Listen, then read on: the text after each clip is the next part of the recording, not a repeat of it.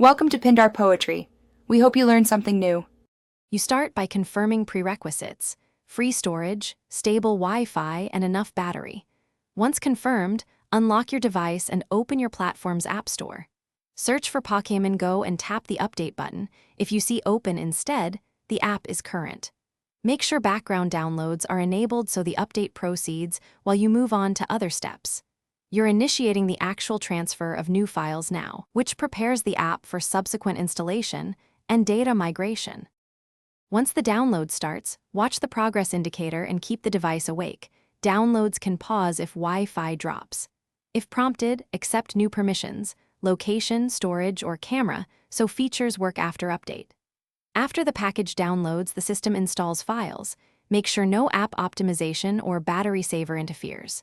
If the install stalls, close the store app and retry, or reboot the device to clear locks. These steps ensure the app is replaced cleanly with the updated version.